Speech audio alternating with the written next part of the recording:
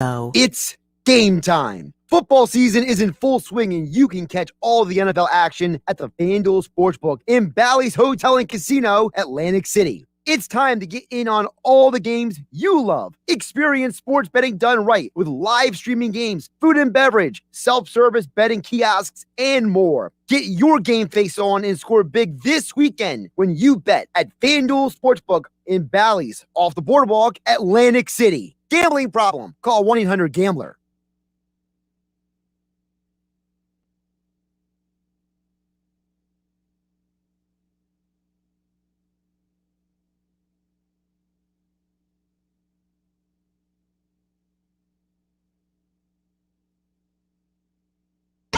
This is Game Night with Josh Hennig on 97.3 ESPN and the free mobile app. Now, live from the Matt Black Kia Studios. What a move! Here's Josh Hennig. Josh Hennig here on Game Night, 97.3 ESPN FM, the 97.3 ESPN mobile app. We are live as always on YouTube and Twitter at 973 ESPN. The day after an embarrassing Eagles loss. We will get into all of it today with you here on 97.3 ESPN. Chris Franklin from NJ.com, Eagles beat writer, will join us coming up at 6:20. He was down in Dallas last night for the embarrassing loss. And you're going to hear that word multiple times during this show today. That is the word I'm riding with, embarrassing. And unless someone can prove to me otherwise, this is an embarrassing loss for the Philadelphia Eagles, as I wrote about over at 973ESPN.com today.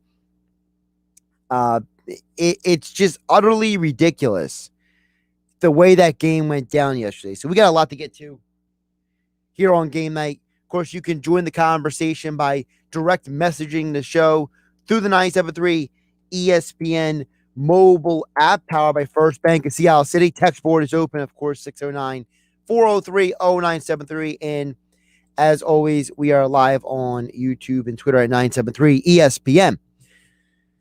So here's the deal, guys. Look, I know a lot of people have taken a lot of perspectives and a lot of angles today, but I'm going to bang on one drum for today. And unless somebody tries to convince me otherwise, I'm going to bang on this drum until further notice. As I wrote over on 973ESPN.com and 973 ESPN mobile app, there are people to blame for last night's game. But I'm sorry to some of you, Jalen Hurts is not one of them.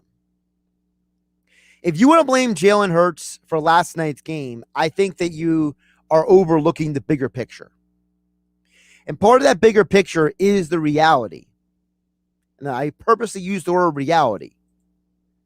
That Nick Sirianni's game planning last night was an abomination. Nick Sirianni should be absolutely ashamed of himself. That now for 2 straight weeks, he got away from what worked. What's that old saying? If it's not broke, don't fix it. Well, Nick Sirianni has taken that concept to a whole new level. He's not just trying to rewrite and fix everything. His reasoning for doing so is pretty poor. This is a head coach who came to this organization preaching fundamentals, accountability, okay?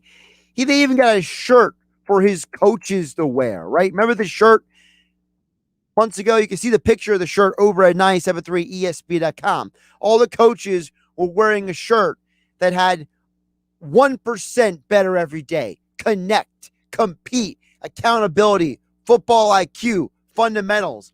Well, it seems like that was only good for a shirt, and it wasn't good for actually Nick Sirianni. Because Nick Sirianni can say all he wants, all those words, but they're just words. The actions and the on-the-field play is completely different. You have committed 35 penalties, Eagles, in 3 games. That is an average of 11.67 per game. That is the most in the NFL. That is a clear sign of lacking discipline, lacking fundamentals. not getting 1% better every day, not competing, lacking football IQ.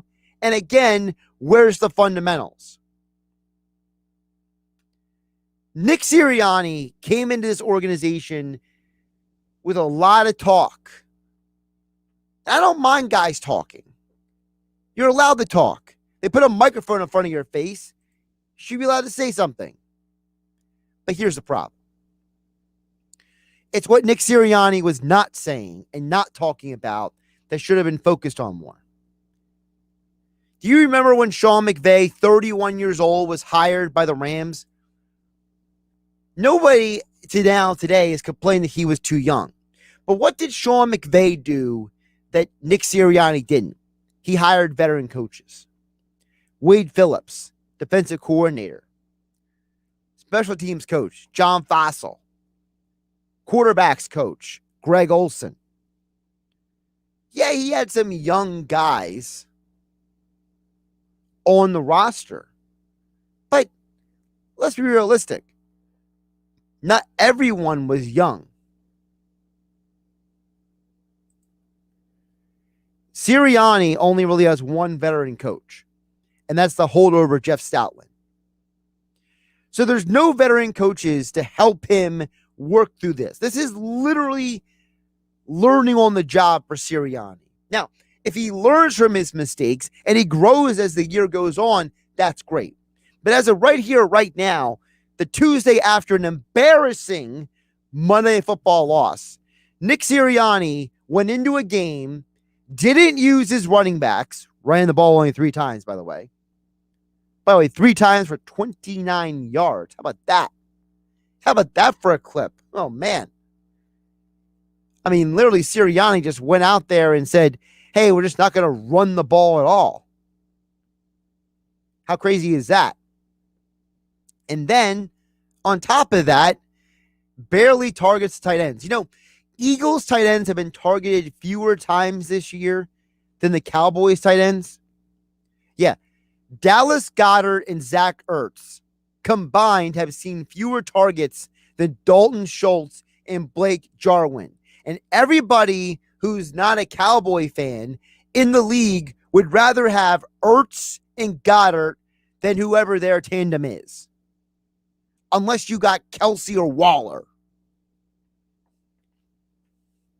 Even Kittle's number 2 tight end is pretty underwhelming. But Sirianni's not using his running backs. He's not using his tight ends. He keeps asking Jalen Hurts to bail him out. Well, I'm here to tell you, folks, Jalen Hurts does not have the experience or the football acumen in the NFL yet to bail his coach out. Remember when the Chiefs sat Patrick Mahomes for a year? Remember when Aaron Rodgers sat for multiple years?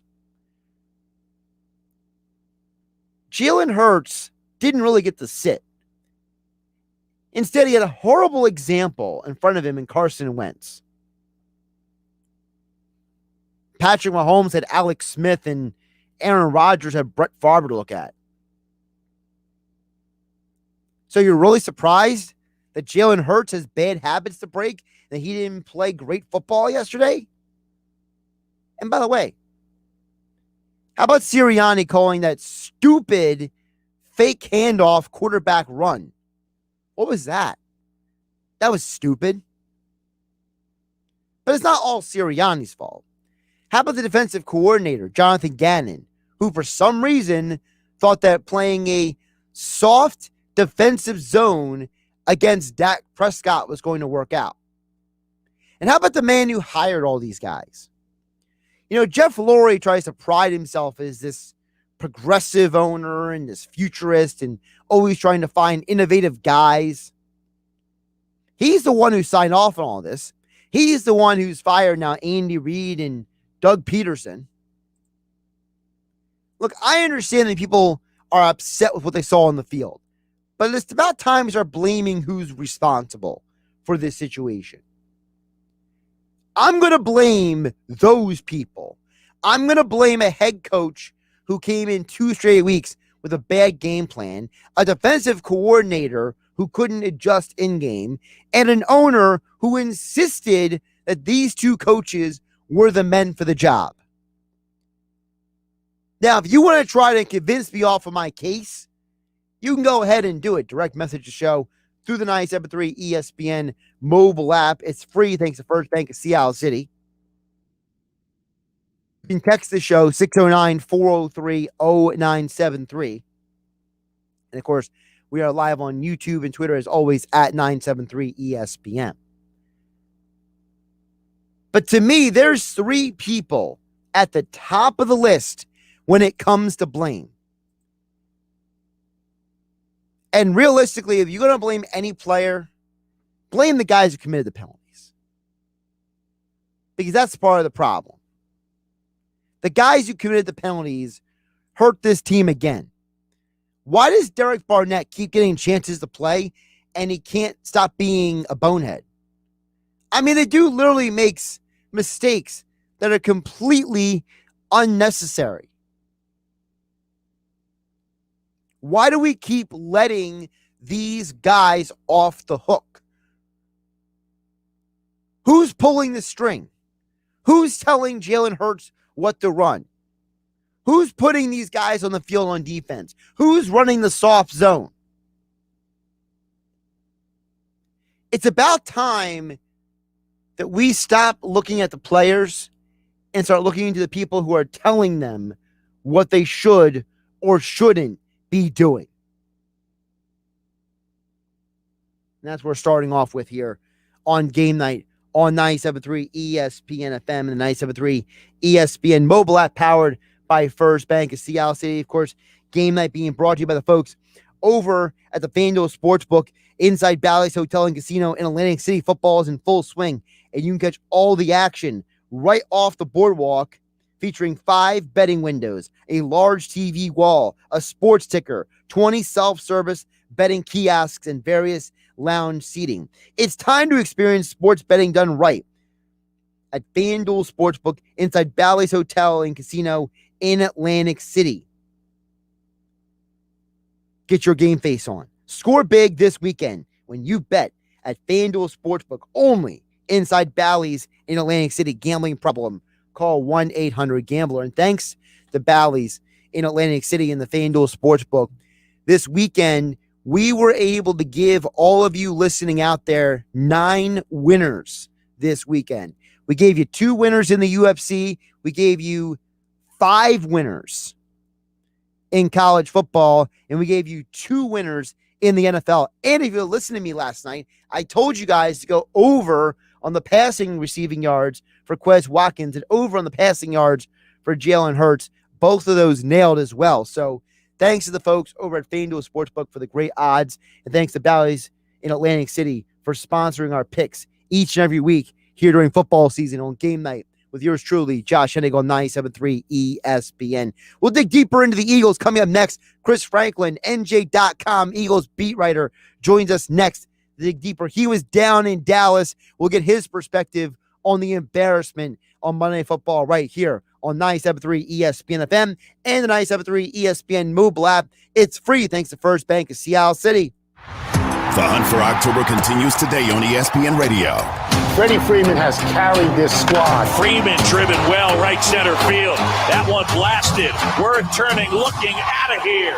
The Braves and Phillies go head-to-head in Atlanta as the 2 fight for the National League East title. Popped up, shallow right. Harper charging. Oh, a sliding grab. The Braves and Phillies. Listen to Major League Baseball on 97.3 ESPN. Coverage begins at 7 p.m.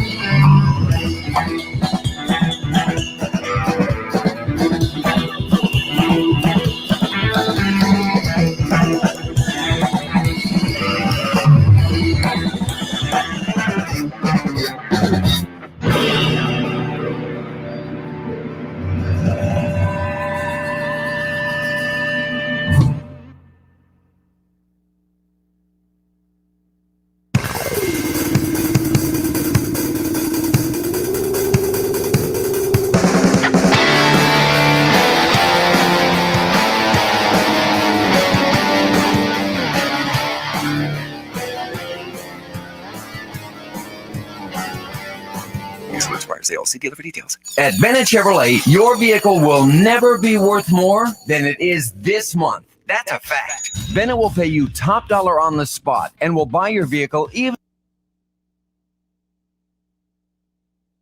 for your trade. In fact, this month only, Bennett will pay you a minimum $8,000 for your trade. Let me repeat. Bennett will pay you a minimum $8,000 towards any pre-owned vehicle on our lot. No matter the condition or miles, even if your trade's a total wreck, it's worth $8,000 this month only. Imagine how much more we'll pay for a good quality trade-in. Get to Bennett Chevy and you could drive away in a newer vehicle with the same or even lower payments than you're making on your old vehicle. Plus, at Bennett, we have non-commissioned sales folks who are paid on your satisfaction, not how much you spend. So there's never any sales pressure and never any need to negotiate. Find new roads at Bennett Chevy, Egg Harbor Township, and BennettChevy.com. You're listening to Game Night with Josh Hennig on 97.3 ESPN and the free mobile app. Josh Hennig back here on Game Night, 97.3 ESPN FM and 97.3 ESPN mobile app powered by First Bank of Seattle City. Well, it's raining outside. The Eagles are without Isaac Seumalo for the rest of the year because of a Liz Frank injury. Kevon Wallace is going to miss probably 3 to 6 weeks. Brandon Brooks is still out. Jack Driscoll might come back sooner than later. We don't actually know yet. And by the way, the Eagles lost on Monday Night Football for the whole world to see, them and all their penalties. So getting to that and more, the man who got out of Dallas unscathed, Chris Franklin, joins us right now here on Game Night on 97.3 ESPN. Covers the Eagles for NJ.com. Chris, how you doing? Not bad. I'm feeling good that I didn't get injured like a lot of these Eagles players are having lately. So I'm feeling good right now, man. How are you? I'm doing well because, like you said, we didn't get injured, but apparently the injury bug is still a problem with the Eagles. So I wanted to start there with you. The news came down today. It looks like the Seumalo is pretty much done for the year, but the Eagles did open the 20-day practice period for Jack Driscoll.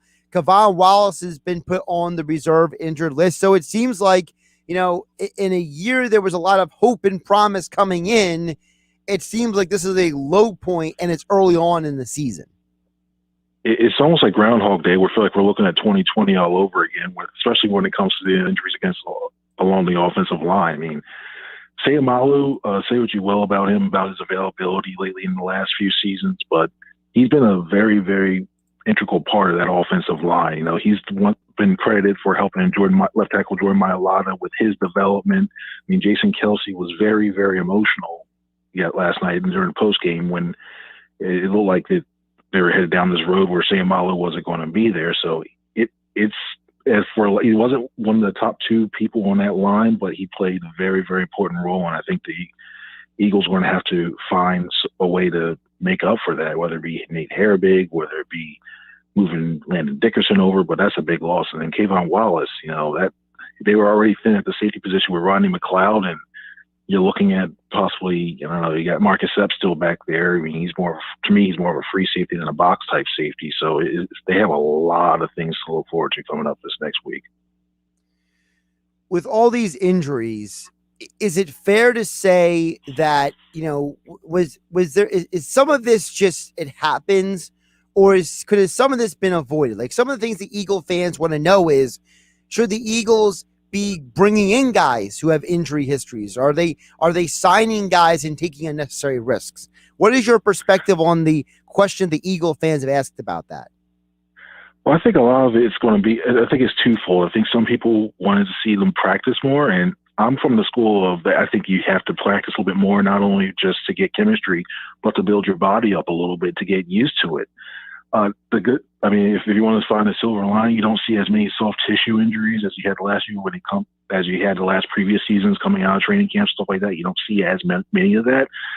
I think when you look at, it's tough when you come to the medical part and you're looking at guys coming out of their draft histories and you look at see if there's like the red flags or the red cross X's that are next to their names, stuff like that. I think that's, I question a little bit whether some of these signings, like in the past, like signing a lot of smaller players at certain positions, such as a linebacker, and having a smaller, say, offensive lineman, I worry a little bit about that as opposed to some things. The Dickerson one, I still had a little questions about, given his injury history with how many he had. And I know guys have a lot of talent, and I know guys have shown stuff, but it doesn't matter if they can't make their way on the field. So I think it's a little bit of his bad luck, especially like a Liz Frank injury like that for. You don't foresee that like happening out of anywhere, and you don't see injuries happening anywhere. But something like an injury like that, I think is a little rougher to foretell. But some of the stuff I think is an organizational thing, and try and take risks, and I think it might be biting them.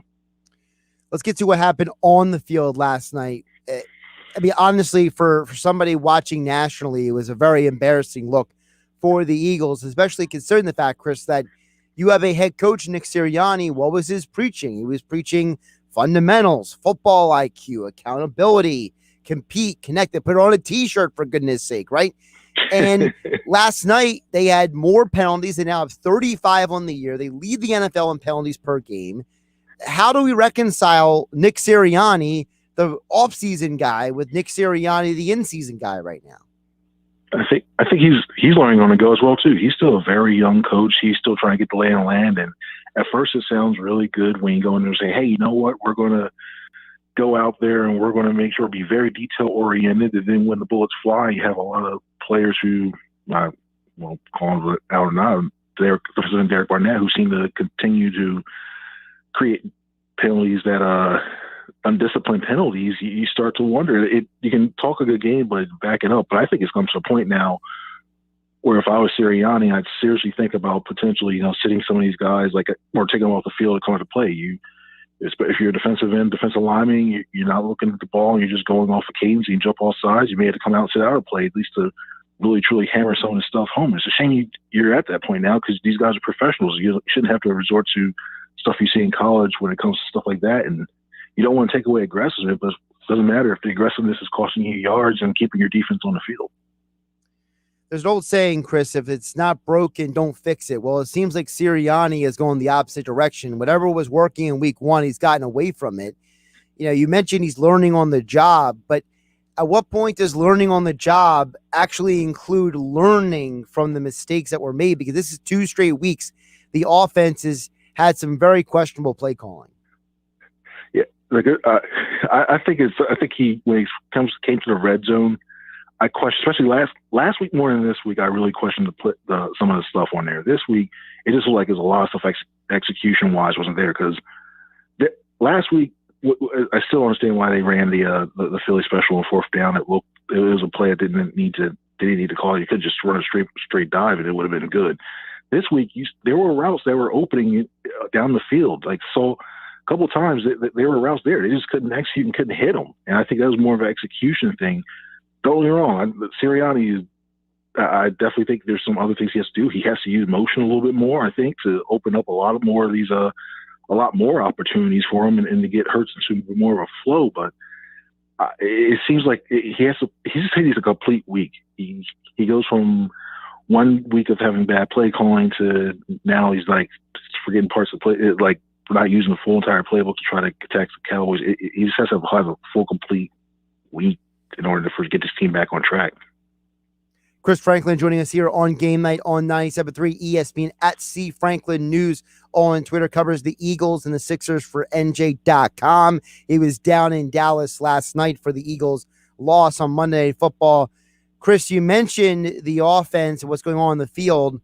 There's a lot of people who are starting to question Jalen Hurts now. You know how the city is. You know how the fan base is. They as soon as you do something that they look at you sideways about, they start wondering, does he have the it factor? Is he really the franchise quarterback? And, there's only so many times I can personally remind people how bad Donovan McNabb and Peyton Manning looked in their rookie seasons until people just give me the side eye. So, what can we tell people about Jalen Hurts to maybe get them off the ledge? There's progress there. It's only his 7th game. He only played started his 7th game of his career. It's still early on. If this was a guy who was in his 3rd season making some of the mistakes he made last night, then red flags are going up, and then you're starting to wonder, okay, do you start using some of those assets to look to trade up to get a quarterback next season? But it's only his 7th start. There's still a lot of things he's doing that I think is good, that are good. He's still moving around the pocket. I mean, before last night, the one interception, with Devonta Smith just falling down, is before time. But before last night, I mean, look compared to Carson Wentz last year. Carson Wentz had 6 interceptions at that point through 3 games last year, and Hurts threw his first 2 last night. So I think you see a little bit better ball control when it comes there. I think he's still making some decent decisions. There's still things when it comes to throwing a little bit more. He just has to work on some mechanically. He just has to get more consistent with it, because you'll see him throw a nice little touch pass in the back of the end zone, and then you'll see something where he has a guy open probably like 2-3 seconds before. He doesn't recognize it quick enough, and then when he finally does, he throws it, and then the route's pretty much covered up. So still a very young guy, still can develop into that franchise guy, and just needs to give him some time. How much of the part of the fact of giving him time and letting him develop also should be considered the fact that he was voted a team captain, that the team believes in him? Is that something we need to mention more often? I don't think – part of me thinks, like, for some teams, unlike the Miami Dolphins, basically if you're the starting quarterback, you're automatically the captain. So I don't think there's too much that should be put into it. Although I do think that the fact that the players are willing to back them up and want to follow the – I think that's very important in some aspects. But I don't think the leadership aspect of it, the captain aspect of it, I don't think that's too much of a big deal when it comes to that. I mean, it's nice to see that early on that he has that – the responsibility. I mean, heck, he was the one that broke down the huddle last night. I mean, you have your quarterback now taking the place of Brandon Graham, making sure the team gets ready and hype. I mean, didn't like it worked pretty well last night, but the fact that he was in that position to do that was nice to see. But just overall, him being a captain right now and where he's a second year, I don't think that's going to affect his play on the field too much. Chris, let's flip over to the defense. How much of what happened last night was because you were going against Dak Prescott, and how much of it was Jonathan Gannon's game plan? I think personally, I think it was more game plan. Prescott, I think, is a good quarterback, but it didn't matter unless you stopped the run, and it didn't look like the Eagles were really doing anything to counteract that. I mean, Ezekiel Elliott and Tony Pollard were able to move, especially off tackle, and for 2 straight weeks now, you saw running backs able to be patient enough to get cutback lanes and gain a lot of yards on there, which I think is going to be another teaching moment that he's going to have to talk to that backside defensive end, backside linebackers, and not over pursuing too much. But you didn't see like, say, more run blitzes occurring to stop that. I know the Dallas Cowboys had 3 receivers, especially 2 of them, CeeDee Lamb and Amari Cooper, who can really burn you downfield. But when you had the running game going, I think they needed to help stop it, because you saw they were getting chunks and chunks of yards. They kept the defense on the field and it started wearing them down, and eventually just opened up everything else for the Cowboys to do. So I think it was more of a game plan, and they just have to find a way to stop that run, because they're not the biggest defense, and if they continue to have teams run the ball down the field, it's going to wear them down. By the time week 8, week 9, you can start seeing a lot more injuries. You can start seeing a lot more guys fatigued and not playing up to their levels they can. There are some people who have been critical of the type of coverage zone that Gannon was using on the broadcast. People watched last night, Chris. They talked about how it was like Dak was manipulating the defenders. Like he was watching them go one way, purposely going another way, and that's how guys were getting open. Is it fair to say that Gannon then got out-coached last night? I'd probably say I would. You can't fault around it.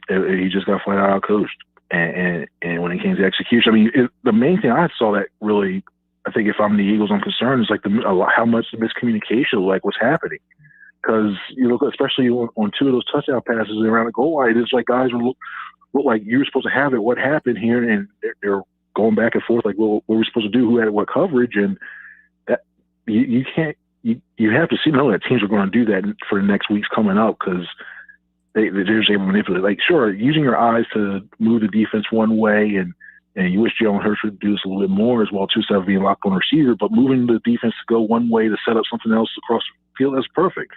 But I think when it came schematically, what the Cowboys did very well was getting their tight ends and getting wide receivers to go across the middle of the field right behind those Eagles linebackers and in front of those safeties, and basically finding those little soft areas in the zones and be able to pick it apart, and the Eagles didn't adjust to that. So you have to say that Gannon did get out coached.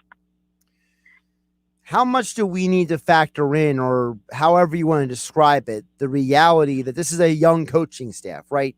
Sirianni, Gannon, Steichen. These are a lot of guys who are young. Really, it's only like Stoutland and a couple of guys who are really veteran coaches. Even Brian Johnson, the quarterback coach, this is his first NFL job. So how much of what we're seeing is also a byproduct of just a young staff, as you mentioned earlier, learning on the job, not just Sirianni, but all these guys. Yeah. When they were selling the staff, I really felt like they were going to bring like either a former head coach or a veteran that would be either serve as his offensive coordinator or be his sounding board or as a defensive coordinator. And they didn't do that. And you see, it's the whole thing is like a big learning curve for everybody. I mean, not only you have the young players along with the young coaches, it's like everybody's trying to learn at once on the fly. It's like, and they're throwing them to the fire, and they're trying to sort things out. And it's only week 3, and hey, look, you got a former Super Bowl winning team, the AFC champions, coming in next week, and a couple weeks from now you got Super Bowl champions, and they all know what they're doing and clicking. And meanwhile, you're still trying to figure out what type of team you are, how do you go about things, how you make adjustments for your first time. It's a tough thing to do. And looking back, I mean, Shane Steichen, I think, is a really good he can be a good offensive coordinator, good designer, and everything else. Would you like to have seen him bring a veteran guy in? Probably would, just to be that guy. I mean, I know they had brought Jim Bob Cooter in as an assistant to help him out with some game plan stuff and some play design and research stuff. But even then, even though he's been offensive coordinator in the past, he's not really truly a veteran guy. I mean, I think, and Marty Morton, a guy like Marty Morton, let's not say him specifically, but a guy like him to come in here and be like the bedrock to say, hey, maybe we shouldn't call this here, or I've been in this situation before. Maybe you want to look at these players, or have this how you do in the locker room. A guy like that would have been great, I think. But this is what the team wants to roll. They want to be a young team. They want to have this core grow together with the coaching staff, and then hopefully 3 or 4 years down the line, they have some success together because they're so familiar with each other. But you can start. I think you'll start to see a little some growing pains from the future. One more, Chris, before I let you go. Always appreciate you jumping on. You mentioned the upcoming schedule: home against the Chiefs, at Carolina, back home Thursday, short week against the Bucs, and then to Vegas, to Detroit, and back home against the Chargers. Is this potentially a situation where it gets worse before it gets better for the Eagles? Yeah, I thought that going into the season. I thought that whoever made the schedule, I wonder if they're like, okay, yeah, we want to make it a little rough here, but then make intrigue into the division later on in the season. But the only wins I like looking on the schedule, only wins I could potentially see of those teams are maybe the Panthers, given that it's Darnold. I'm still not sold completely on the Carolina Panthers, the Lions for sure. And then from there, so it's question marks. I don't think they're beating the Chiefs. The Chiefs are going to be desperate coming in here and coming off 2 losses of their own. Tampa Bay is just the monster in itself and could potentially repeat as a conference champion. It's going to be a lot rough. I have them having 7 wins going into the season, and with a lot of their wins coming on the back end, and it looks like it's kind of shaping out that way right now. Chris, when does the next edition of the No Huddle Pod drop with you and Mike K? Oh yeah, it's going to be sometime probably Thursday morning, probably Friday most likely on that one too. But it's always fun talking football. We go in depth, and it's a lot of fun. We goof around with each other a lot. Mike will say something, I'll say something that sometimes we'll like, ooh, maybe we shouldn't take back. But yeah, it's cool. It's a lot of fun doing it. No, it is definitely a fun pod. The No Huddle Show is the podcast. Mike K, Chris Franklin from NJ.com are on there. Give Chris a follow on Twitter at @CFranklinNews for all your Eagles and Sixers coverage over at NJ.com, as Chris has the dubious task right now of covering the 2 biggest drama sessions in Philadelphia right now, the Sixers and the Eagles. Chris, always appreciate you jumping on. Appreciate the insights, and maybe take a night to kind of decompress before you dive back into everything. Okay. I think so, man. I need 2 hours sleep. I need to rest. All right, go get some sleep, my man. Hey, this is all worth it. Thanks, Josh. Appreciate it, man. Josh Hennig here on Game Night on 97.3 ESPN FM, the 97.3 ESPN mobile app, powered by First Bank of Sea City. Always appreciate Chris Franklin joining the show. We'll get to your guys' thoughts and comments on the other side. Text board is open, 609-403-1112.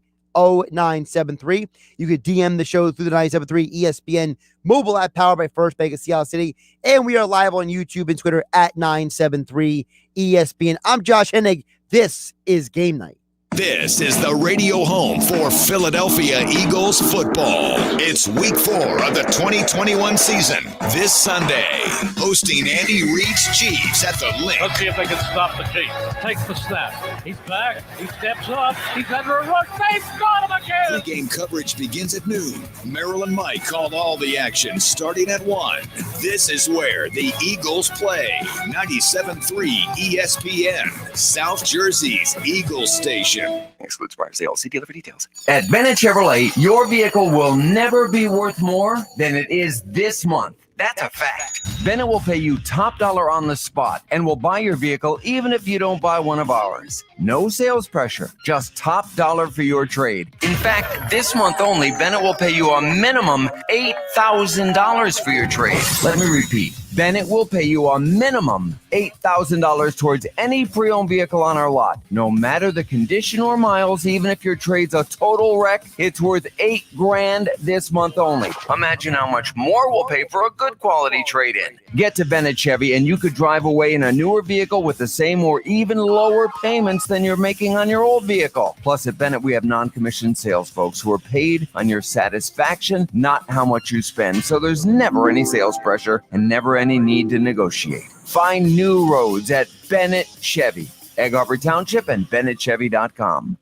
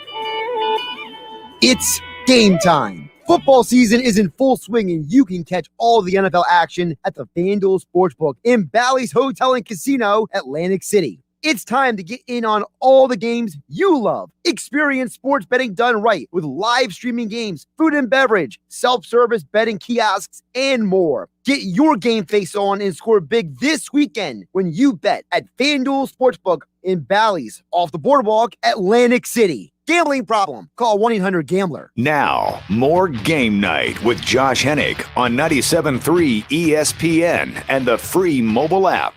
Josh Hennig back here on Game Night 97.3 ESPN FM, and yes, the 97.3 ESPN mobile app powered by First Bank of Seattle City. Of course, you can DM the show through the 97.3 ESPN mobile app. We'll get to your thoughts and comments over on the app and on all the platforms. We're listening to on the radio in your car, listening on your phone, checking things out through the 97.3 ESPN.com. Wherever you're consuming the show, watching the show online, we appreciate you joining us here on 97.3 ESPN.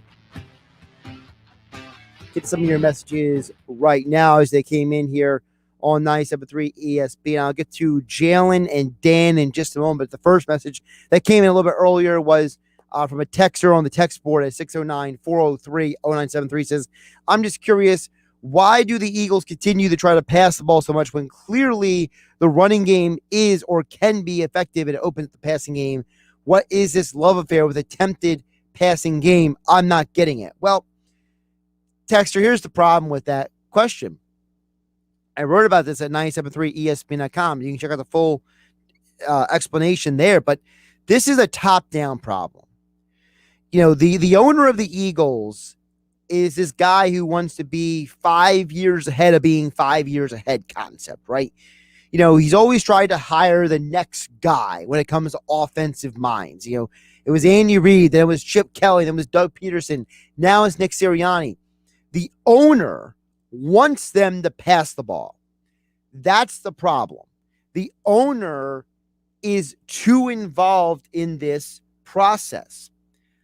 As a result, when you have a situation like this, the coach is going to do what his boss tells him to do. And it also helps that maybe the coach's beliefs fall in line with the owner's beliefs. I think that's part of the problem. The other part of the problem is I think Sirianni is overthinking the situation. I don't think that the Eagles can't run the ball. I don't think anyone told them not to run the ball. But I think Sirianni falls in love with this idea of calling these passing plays. And I think that's a problem. I think it's the top-down philosophy on offense combined with a young head coach who's only in his third game of play calling and how he views things. So I think those are two reasons why this is happening. Over on the YouTube, Jalen chimes in and says, hey, Josh, I would still have hope here, but the upcoming schedule really dashes it. Confidence and belief in the systems, players, coaches is critical. A 1-6 or 2-5 start is doomed. Listen, I hear you, man, and I have blitzed schedule multiple times. You know, Chiefs, Panthers, Bucks, Raiders, Lions, Chargers. It's not a good go at it. To me, last night was a must win if you want to avoid a significant losing streak or at least a significant amount of losing this year. You couldn't get it done. You embarrassed yourselves on national television, and now you got a situation where I don't know when they win the next game. Maybe the Panthers, probably the Lions. It's going to be a rough go. And I think that, you know, this is going to be a year of growing pains. It's going to be a year of transition. You know, we were told this coming into the year, this would be a year of growing pains and transition. I just think some people got so excited about the positives that could happen with this year, they overlooked some of the problems that could happen. Dan and EHT chimes in over on the text board at 609-403-0973. Dan says, it's obvious that Hurts doesn't have the it factor. Look at Dak. He had the factor in his first preseason game, and with that pathetic Jason Garrett as a coach, Jalen could be a nice quarterback, but that's it. You're going to need too much talent around him. See, Dan, I think that your perspective on Jalen is completely off. I think that Jalen is more than a nice quarterback. I think that you're holding a couple of throws against him overall. I think you're forgetting the great throw he had to Quez Watkins. I think you're forgetting the fact that Jimmy Garoppolo led the 49ers to the Super Bowl. Jared Goff was the quarterback for the Rams to get to the Super Bowl. You don't need the best of the best quarterbacks to win a championship. You need good coaching. You need competent, high football IQ play for the quarterback position. You need the players around him to stay healthy and play well as well. I can't blame Hurts for Devonta Smith dropping the ball in the second half. Should Jalen Hurts have thrown a better deep ball to Jalen Reagor? Yes, he tried to float it too much instead of driving the ball. They mentioned that on the broadcast. But I think Jalen's not stupid. I think he'll figure that out. I think he will adjust to that situation. I don't think that Jalen, I think that our perception of guys having the it factor, I think is flawed. I was having a conversation with somebody about this earlier. You go back to the 1970s, guys like Terry Bradshaw and Joe Namath, they really weren't good quarterbacks. They just happened to be on great teams and they had great moments. But they won championships, all right? Look at today's game. How many quarterbacks in this league do you genuinely believe can win a game by themselves? 2? 3? Peyton Manning led the NFL in interceptions his rookie year. Donovan McNabb was really bad his rookie year. There's a long list of quarterbacks who did not have the it factor, didn't show it week 1, year 2, but they went on to have phenomenal careers. Eli Manning's got 2 Super Bowl championships. His first year starting in the NFL was ugly. Peyton Manning's in the Hall of Fame. Eli Manning may end up in the Hall of Fame, but both of them looked pretty ugly for their first seasons. I think that we need to be patient with these quarterbacks when we decide who and what they are. I am not going to write the book on Jalen Hurts after 7 games. 16 games, that's a sample size. 32 games, that's a good view. 7 games, I think it's completely unfair to draw conclusions on Jalen Hurts at this point in time. I think you've seen good. I think you've seen things he needs to work on, but I don't think it's a sign that he's just a nice quarterback. I think he's more than that. Josh Hennig here, Game Night on 97.3 ESPN. Thanks, Chris Franklin from NJ.com for joining us here on the show. We'll be back tomorrow here on 97.3 ESPN FM. Have a great night, everybody.